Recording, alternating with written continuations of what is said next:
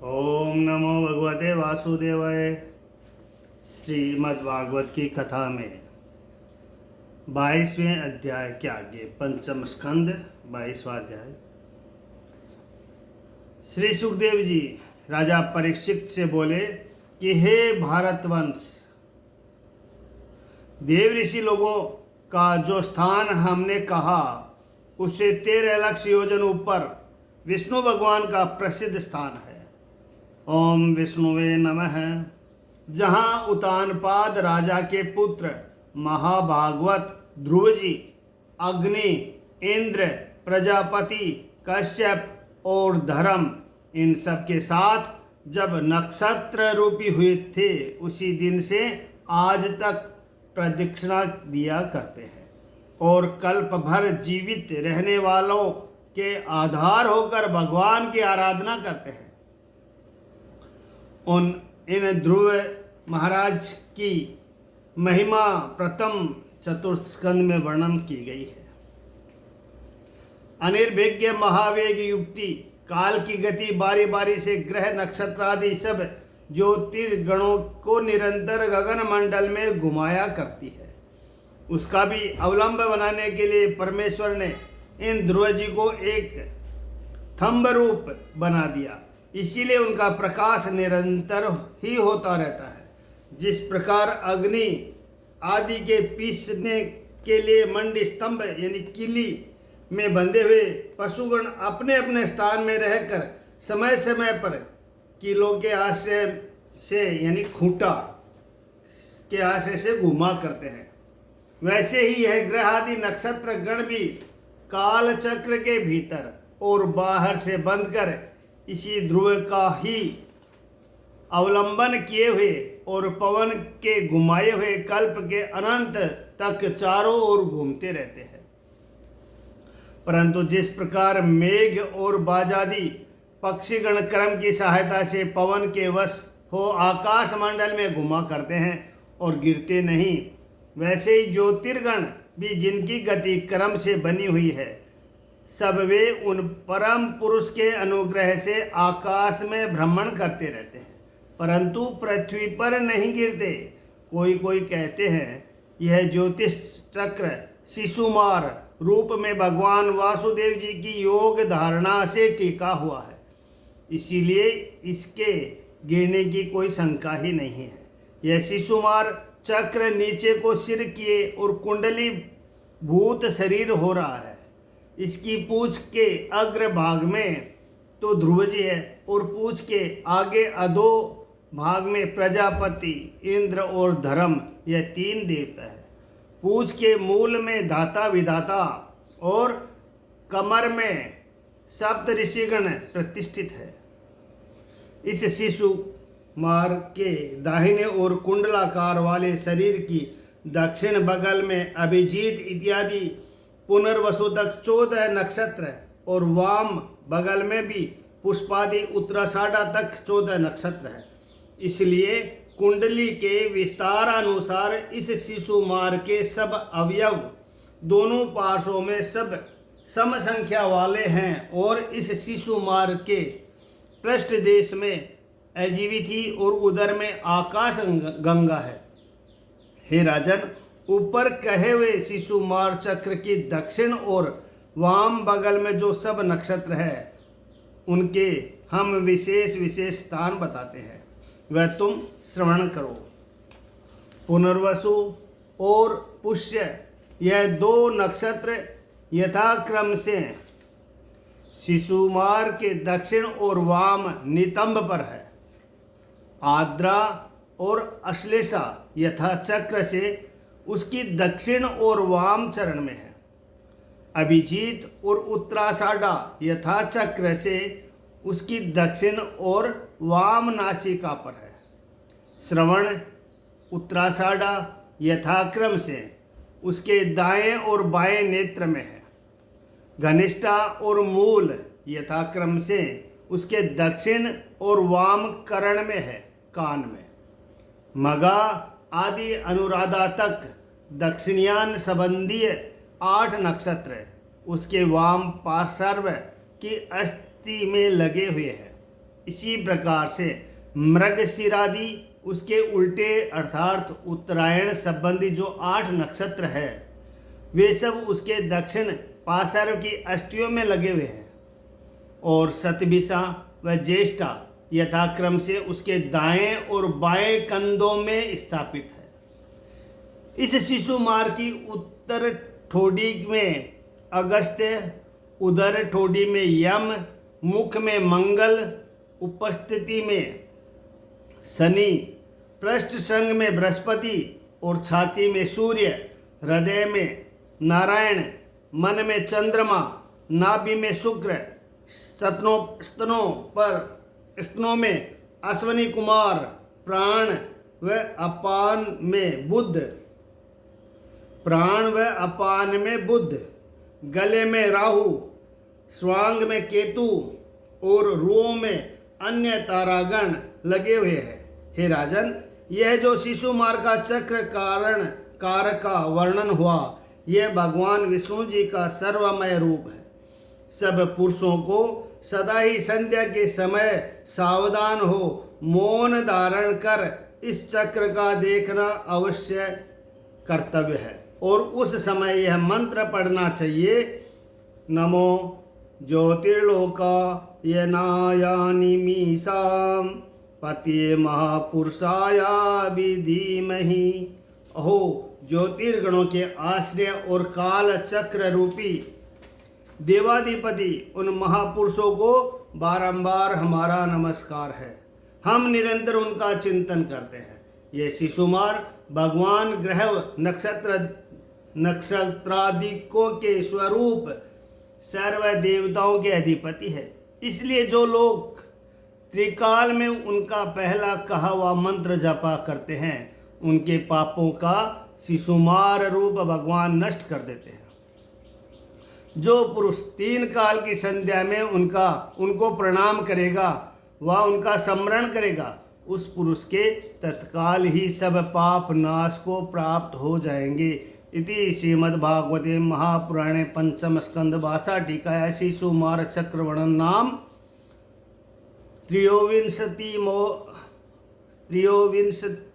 23तमो अध्याय। यहाँ पर एक दृष्टांत कथा आती है नवग्रहों के लिए। नवग्रहों का एक मंत्र है। पहले तो मैं मंत्र बताऊं।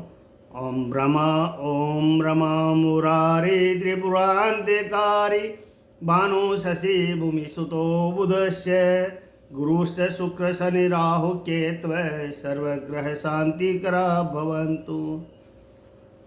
अब दृष्टांत है यहाँ पर कि एक बड़े मालदार लाला थे। उन्होंने अपने पुत्र का विवाह किया तो सब नगर की जोनार की ओर अनेक प्रकार के सठरस भोजन जिमाए और किसी समय युवा अवस्था में उनकी किसी वेश्या से रीति प्रीति थी। सेठ जी ने अपने मन में विचार किया कि जो मैं उसको अपने घर बुलाता हूँ तो लोग हंसी करेंगे, यह वृद्धावस्था में भी वेश्या के वशीभूत हो रहे हैं। उन्होंने बेटे पोते की कुछ लज्जा नहीं।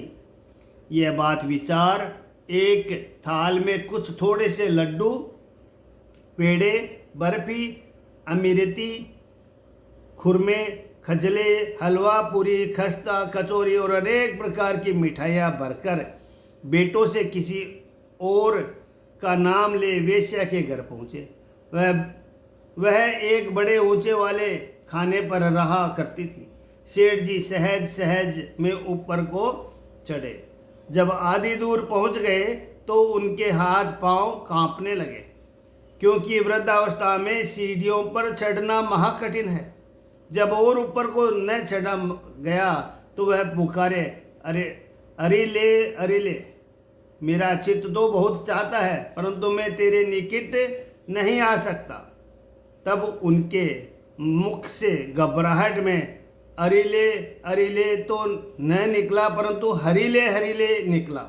उसी से मैं उनका पांव जो रपटा तो जीने से नीचे गिरकर लाला जी की तीसरी हो गई, अर्थात प्राण निकल गए।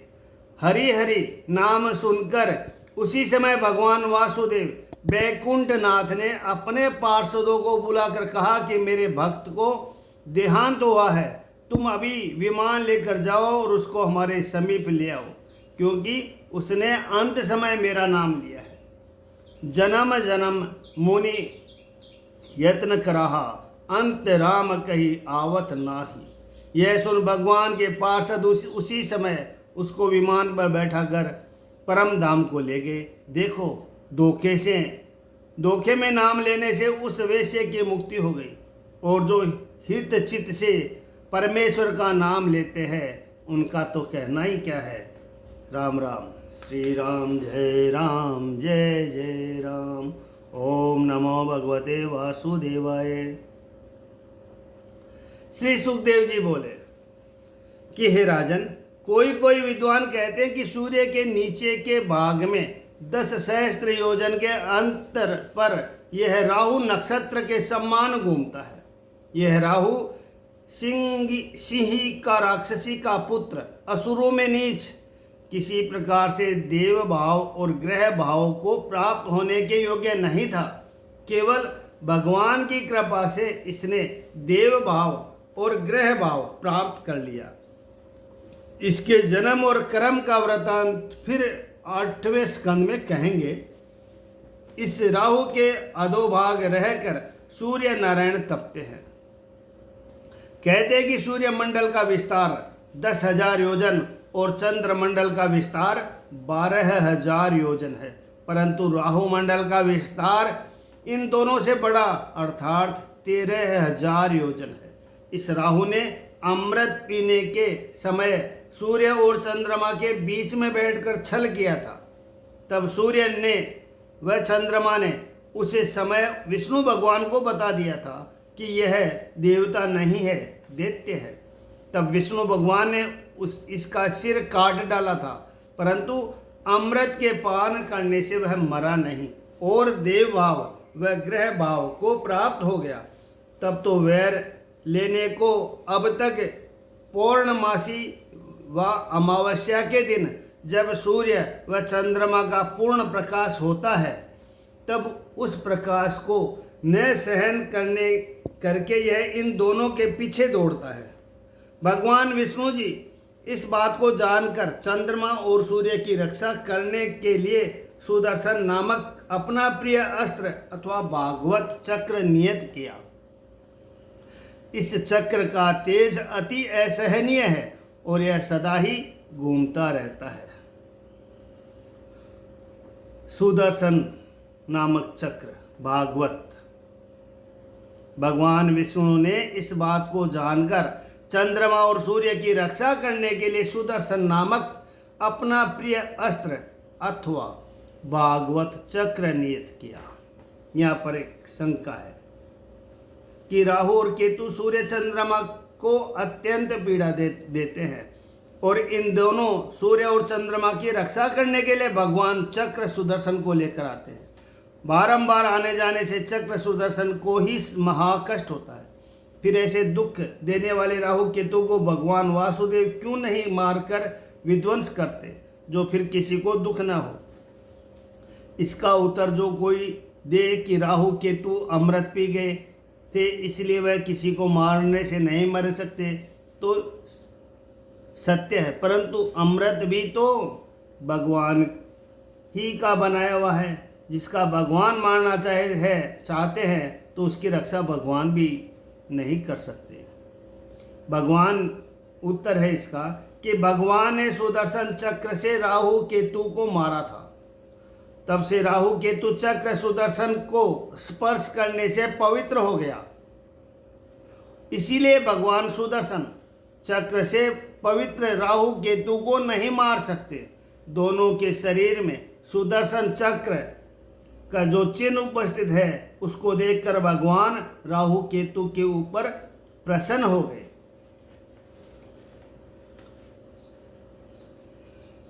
तो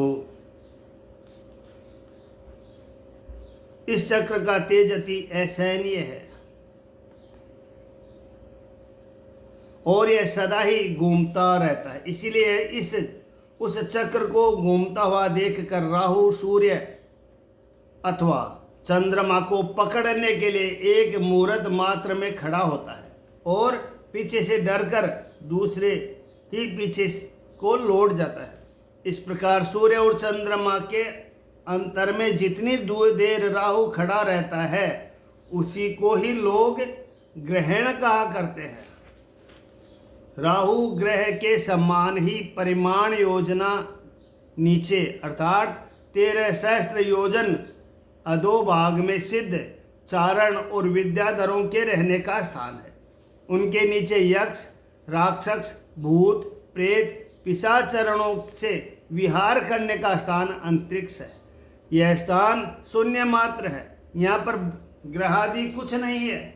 इस स्थान का परिमाण कहते हैं वह तुम श्रवण करो जहाँ तक मेघमाला दृष्टि आती है और जहाँ तक वायु तीव्र वेग से बहती है। इस स्थान का विस्तार भी वहीं तक है। हे राजन, यक्षों के स्थान के नीचे 7 योजन दूर यह पृथ्वी है। इसके ऊपर भाग वाले भूलोक आदि का भी सीमा कहते हैं वह तुम सुनो। जहाँ तक पृथ्वी के विकार, हंस, भास, बाज, गरुड़ आदि पक्षी राज उड़ते रहते हैं वहाँ तक इस भूलोक की सीमा है। हे कौरव वंश प्रवीर, पृथ्वी में जैसे स्थिति और जैसे जैसे सब स्थान है वह मैंने समस्त आपसे वर्णन किए हैं। हे राजन, पृथ्वी के नीचे 7 विवर है। उनमें से एक एक 10-10 हजार योजन के मध्य में विस्तार से रचे हुए हैं। इन 7 विवरों के यह नाम है अतल, वितल, सुतल, तलातल, महातल, रसातल और पाताल। इन सब नीचे के भुवनों में अर्थात पातालों में फुलवाड़ियों विहार करने के स्थान स्वर्ग से भी अधिक रमणीक और काम भोग, ऐश्वर्य, आनंद और विभूतियाँ करके सुंदर समृद्धियों से पूर्ण है। और वहाँ मंदिर, वन, उपवन, उद्यान, विहार स्थल, इन सब स्थानों में दैत्य, दानव और सर्पगण घरों की भांति रहकर परम सुख से बसते हैं। उनके स्त्री, पुत्र, सुदृश्य मित्र और नौकर चाकर नित्य उन पर अनुरागी है और सदा प्रफुल्लित रहा करते हैं। ईश्वर नारायण जी से भी उसका कोई अभिलाषा कभी अधूरा नहीं जाता। वे लोग सदा ही आनंद उत्सव किया करते हैं। हे महाराज, इन सब पातालों में मया दानव की माया से बनाई हुई अनेक पुरियाँ सदा दीप्तिमान रहती है। वहाँ के भवन, प्राकार, गोपुर, चित्त, सारी अटारी, सुचित स्थान, सभा, चौराहे, आयतन इत्यादि बड़े बड़े स्थान मणियों से बने हुए शोभित हो रहे हैं। वहाँ विवरेश्वर गणों के बड़े बड़े ग्रहों के भूभाग, नाग, असुर, कपोतों से के जोड़े, तोते, मैना आदि पक्षियों से भरपूर है। इसीलिए यह सब पाताल इन सब वस्तुओं से मानो सर्व प्रकार सजकर विराज रहे हैं। वहाँ की वाटिका और बागों के मालती, मदन बाण, गंधराज इत्यादि अनेक प्रकार के पुष्पलताएं पूरित ऊंचे ऊंचे वृक्षों से आलिंगन कर रहे हैं और उन वृक्षों की शाखाएं कोमल कोमल हरी, लाल, कोपल और फूलों से 12 से मानो नीचे की ओर झुक जाती है। जैसे सज्जन पुरुष समृद्धि पाकर नीचे को झुक जाते हैं। उस अनुपम शोभा को देख देख कर मन, इंद्रिय आह्लाद के पुलकायमान होते हैं। वहाँ के सब सरोवर निर्मल जल से परिपूर्ण, जिनमें मछलियों की क्रीड़ा करने से वह जल चंचल रहता है और इन जलाशयों में अनेक प्रकार के कमल खिल रहे हैं। कुमुद, कलहार, कुवल्य, नीलकमल और लाल कमल के फूलों के वन खिले हुए रहते हैं। भांति भांति के पक्षियों के जोड़े उस स्वच्छ जल में जहाँ तहाँ तैरते रहते हैं। जब वे सब विहार करने और बोलने लगते हैं तो ऐसा मनोहर शब्द निकलता है जिसको सुनकर सुनने वालों की इंद्रियां स्थिर नहीं रहती और चित्त अत्यंत प्रसन्न हो जाता है। यह नगर अमर नगर की शोभा से भी अधिक शोभायमान है। इन पातालों में सूर्यादि ग्रहों के न रहने से वहाँ दिन रात के काल का ही विभाग नहीं है। इसलिए कालसेन जो भय की संभावना है वह भी वहाँ नहीं है। और यहाँ पर सब स्थानों में बड़े बड़े सर्पराजों के सिर की मणियाँ अंधकार का नाश करने को सदा ही प्रकाशमान रहती है। हे राजन, इन सब स्थानों में जो लोग वास करते हैं वे सदा ही दिव्य औषधियों के रस अन्न पिया खाया करते हैं। इसके पीने खाने से उनको कभी आदि यानी मन का दुख, व्याधि यानी शारीरिक कुष्ठ रोग अथवा जरा आदि अवस्था नहीं प्राप्त होती। उनकी देह में कुछ विवरणता होने की संभावना नहीं और दुर्गति और अथवा पसीना, परिश्रम अथवा उत्साह रहित होना इत्यादि ये बातें वहाँ कभी किसी को प्राप्त नहीं होती। इसीलिए तेज रूप भगवान नारायण के चक्र बिना उनके ऊपर मृत्यु भी अपनी प्रभुताई नहीं कर सकती। हे राजन, भगवान का चक्र सब कुछ करने का सामर्थ्य रखता है, क्योंकि उसको कुछ भी असाध्य नहीं है। उसके पाताल में प्रवेश करने से दैत्यों की स्त्रियों के गर्भ पतित हो जाते हैं। इस समय हम अतलादी नीच के भुवन में रहने वालों का वृत्तांत तुमको सुनाते हैं। अतल नामक प्रथम पाताल में मैदानव का पुत्र बल नामक असुर वास करता है। इस बलासुर से ही 96 माया उत्पन्न हुई। इस बलासुर से ही 96 माया उत्पन्न हुई। कोई मायावी इन सब मायाओं के कुछ कुछ अंश अब तक धारण करते हैं। जब उस बलासुर ने जम्बाई ली तब उसके मुख से स्वेरिणी, कामिनी और पुंचली ये 3 प्रकार की स्त्रियां उत्पन्न हुई। हे राजन, जो स्त्रियां अपनी जाति के पुरुषों से प्रीति करती है वह स्वेरिणी, और जो अपनी जाति और पराई जाति के सब पुरुषों से प्रीति करती है वह कामिनी, और जो अनियमित हो व्यभिचारी करने वाली स्त्रियां है वह पुंचल कहलाती है। यह सब स्त्रियां पहले कहे हुए पातालों में जो पुरुष आता है उसे सुहाटक नाम सुवर्ण रस के पिलाने से भोग करने में समर्थ कर अपने असाधारण विलास सहित अवलोकन, मंदहास्य, अनुराग सहित मीठे बोल और आलिंगन आदि से अपनी इच्छानुसार केली कराती है। हे राजन, सुवर्ण के रस का गुण बड़ा ही आश्चर्य देने वाला है।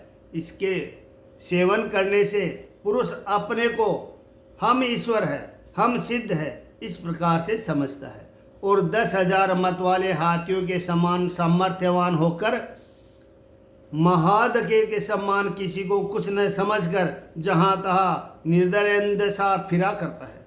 अतल नामक पाताल के नीचे वितल नाम का दूसरा पाताल है।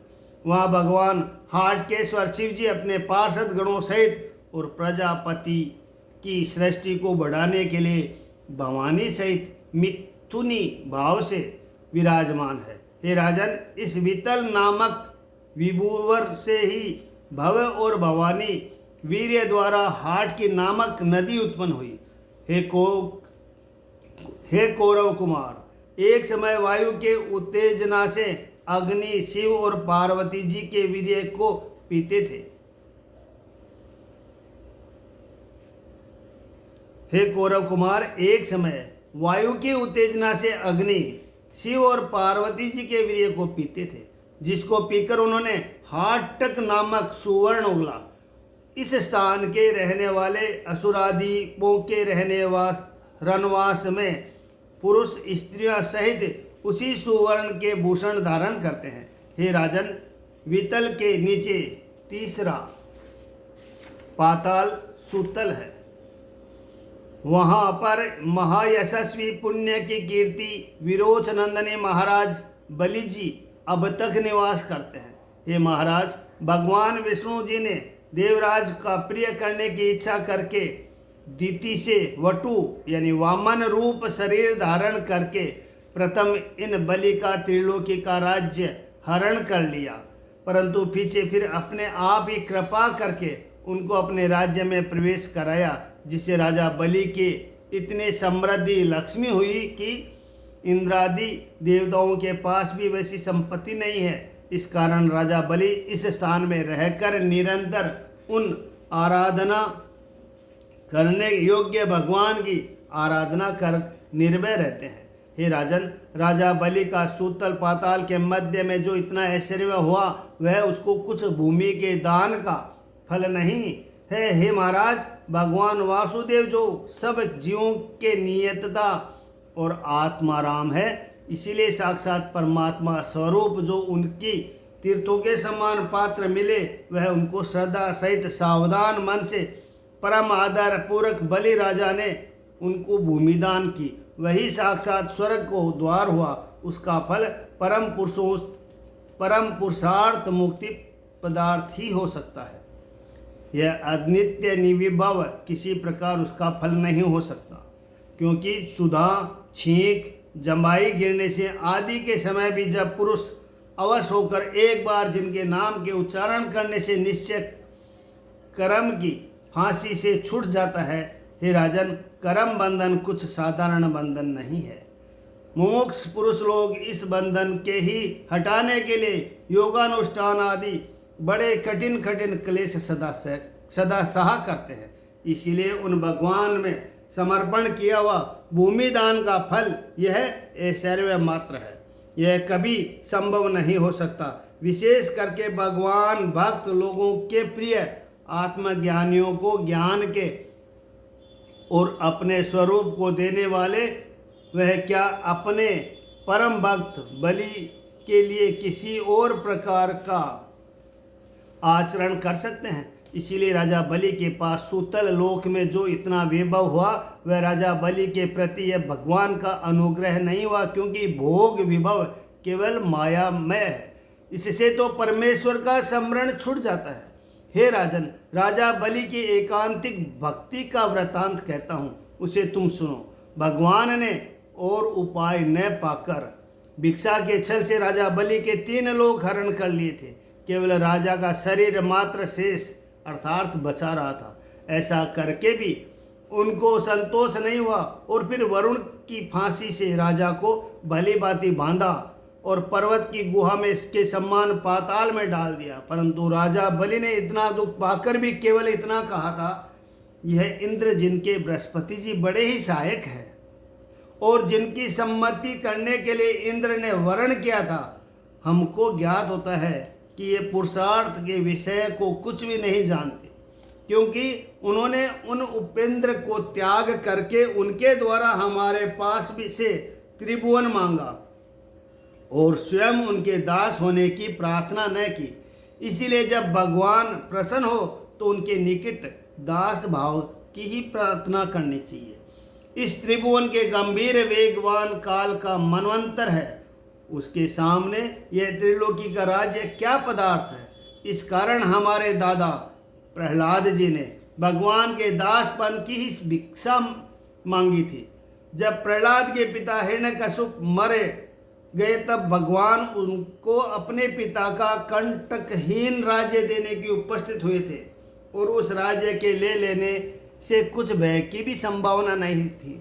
तो भी यह भगवान से अलग है, यह विचार करके हमारे दादा प्रहलाद जी इस राज्य को ग्रहण नहीं किया। परंतु हम सरे के पुरुष की जिनकी रागादि क्षीण नहीं हुई, इससे भला ऐसे लोग जिन पर भगवान की कृपा न हो किस प्रहलाद जी के मार्ग अनुसार चलने की इच्छा न करें। योगी श्रेष्ठ सुखदेव जी इस प्रकार से राजा बलि के कुछ प्रभाव का वर्णन करके बोले कि हे राजन, बलि का चरित्र हम आगे वर्णन करेंगे 8वें स्कंद में। हे भारत, राजा बलि की महिमा क्या वर्णन करें कि अखिल जगत के गुरु भगवान नारायण जी हाथ में गदा धारण किए उसके द्वार पर 8 पहर द्वारपाल के समान पहरा दिया करते हैं। एक समय दशकंद रावण राजा बलि के द्वार पर दिग्विजय करने के लिए आया। तब भगवान वामंत जी ने अपने चरणों के अंगूठे से उसको उठाकर 10,000 योजन पर फेंक दिया, क्योंकि भगवान का हृदय अपने भक्त जनों पर सदा ही दया से पूर्ण रहता है। हे राजन, सूतल लोक के नीचे तलातल नामक पाताल लोक है। जिस प्रकार से सुतल लोक में भगवान का भक्त राजा बलि भगवान हरि का स्थापित किया हुआ सुख से वास करता है, वैसे ही मैं नामक दानव मायावी दैत्यों का गुरु त्रिपुर का अधिपति जो महादेव जी से रक्षित है, जो महादेव जी से रक्षित होने के कारण तलातल में पूजा जाता है। भगवान त्रिपुरारी जब त्रिलोकी के मंगल करने की कामना से प्रथम उससे तीनों पुर दग्ध कर दिए थे और पीछे से उसके प्रति प्रसन्न हो गए। उनके प्रसन्न होने से वह दानव फिर उनके चरण कमल प्राप्त करके निर्भय हो पूजा जाने लगा। तलातल लोक के नीचे महातलातल पाताल लोक है।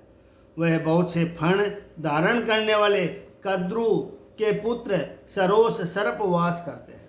इन सब सर्पों के मध्य में कुहक, तक्षक, काल्य, सुषेण इत्यादि मुख्य है।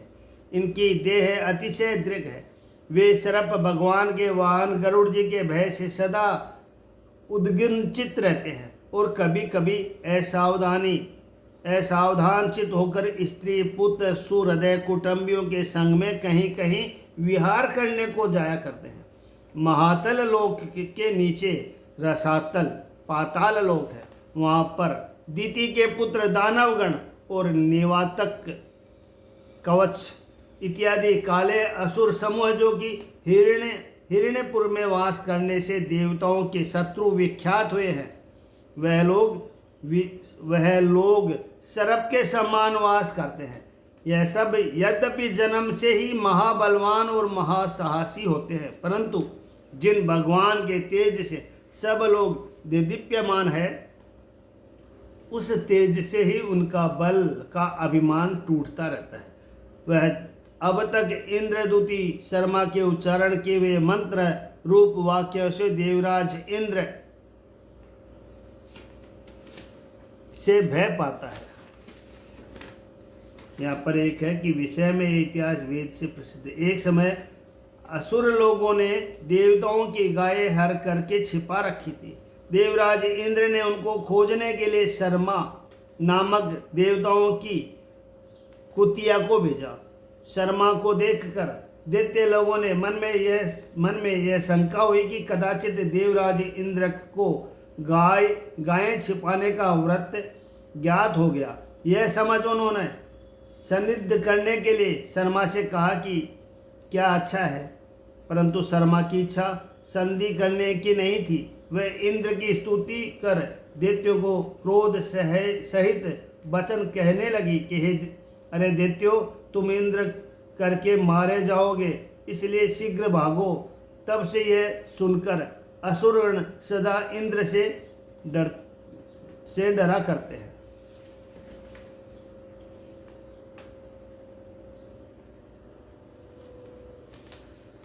आगे महातल के नीचे पाताल लोक है। वहाँ पर वासुकी इत्यादि नाग लोगों के अधिपतिगण अर्थात शंख, कुलिक, महाशंख, श्वेत, दंजय, घृतराष्ट्र, शंख, चूड़, कंबल, अश्वतर और देवदत्त इत्यादि महाफणधारी और महाक्रोधी सर्प वास करते हैं। रसातल के नीचे पाताल नामक 7वां लोक है। उसमें बड़े बड़े महाकाय और महारोष वाले सर्प रहते हैं। उसका अधिष्ठता राजा वासु की उसका अधिष्ठता राजा वासु की नाग और महाकुलिस, महाशंख, दंजय, घृतराष्ट्र, शंख, चूड़, कंबल, अश्वतर और देवहत वासुकी सहित ये 10 नाग उनमें प्रतिष्ठित गिने जाते हैं। इन सब नागों में किसी के 5 मस्तक है, किसी के 7 है, किसी के 10 है, किसी के 7 और किसी के सहस्त्र सिर है।